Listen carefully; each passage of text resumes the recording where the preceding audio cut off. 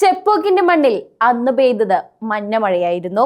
കേട്ടത് വെറുമൊരു ആരവമല്ല, ഒരു ജനതയുടെ ഹൃദയമിടിപ്പായിരുന്നു.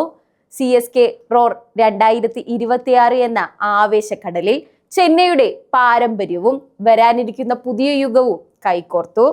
MA ചിദംബരം സ്റ്റേഡിയം മുഴുവൻ മഞ്ഞ നിറത്താൽ മൂടപ്പെട്ട ആ രാത്രിയിൽ ആരാധകർ തുടക്കം മുതൽ തന്നെ ആവേശകരമായ മുദ്രാവാക്യങ്ങളോടെ വേദിയെ പ്രകമ്പനം കൊള്ളിച്ചു. വിരമിച്ച ഇതിഹാസങ്ങൾ വീണ്ടും പേടണിഞ്ഞ് മൈതാനത്തിറങ്ങിയപ്പോൾ ഗ്യാലറികൾ പഴയ ഓർമ്മകളിലേക്ക് ഊളയിട്ടു.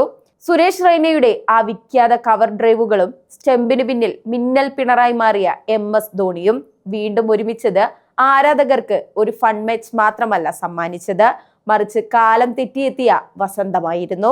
ഇതിനൊപ്പം സുരേഷ് റെയ്നയെയും മാത്യു ഹെയ്ഡനെയും ഫ്രാഞ്ചൈസികളുടെ ആദ്യ ഹോൾ ഓഫ് ഫെയിം അംഗങ്ങളായി പ്രഖ്യാപിച്ചത് ആദരവിന്റെ പുതിയൊരു അധ്യായമായി മാറി.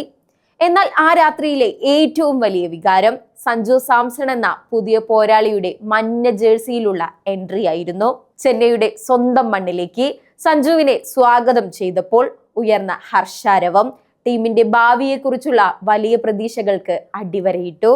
ലോകകപ്പ് ഹീറോകളായ സഞ്ജു സാംസൺ, ശിവം ദുബെ, ആയുഷ് മാത്രേ ഇവരെ തല തന്നെ നേരിട്ട വേദിയിൽ ആദരിച്ചത് തലമുറകളുടെ കൈമാറ്റത്തിന്റെ CSKയുടെ ആഗോള ക്രിക്കറ്റ് ബന്ധങ്ങളുടെയും മനോഹരമായ കാഴ്ചയായി മാറി. ആരാധകർക്ക് തങ്ങളുടെ പ്രിയ താരങ്ങളുമായി ഫോട്ടോ എടുക്കാനുള്ള അവസരം കൂടി ലഭിച്ചതോടെ അതൊരു സ്വപ്നതുല്യമായ അനുഭവമായി മാറി. പരിപാടിയുടെ അവസാന നിമിഷങ്ങളിൽ മുഖ്യ അതിഥിയായി പ്രശസ്ത നടൻ ശിവകാർത്തികേയൻ എത്തിയതോടെ സിനിമയും ക്രിക്കറ്റും ചേർന്ന ഒരു പൂർണ്ണ ചെന്നൈ അനുഭവം ആരാധകർക്ക് ലഭിച്ചു. അദ്ദേഹത്തിന്റെ സാന്നിധ്യവും ആരാധകരുമായുള്ള രസകരമായ ഇടപെടലുകളും ആവേശത്തിന് മാറ്റുകൂട്ടി.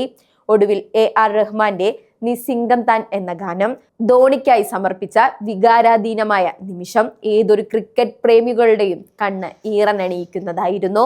ഓർമ്മകളുടെയും ആവേശത്തിന്റെയും ആ സുദിനം അവസാനിച്ചത് 2026 IPL പുത്തൻ വീര്യത്തോടെ ഗർജിക്കാൻ ഒരുങ്ങുന്ന ഒരു പടക്കപ്പലിന്റെ പ്രഖ്യാപനവുമായാണ്.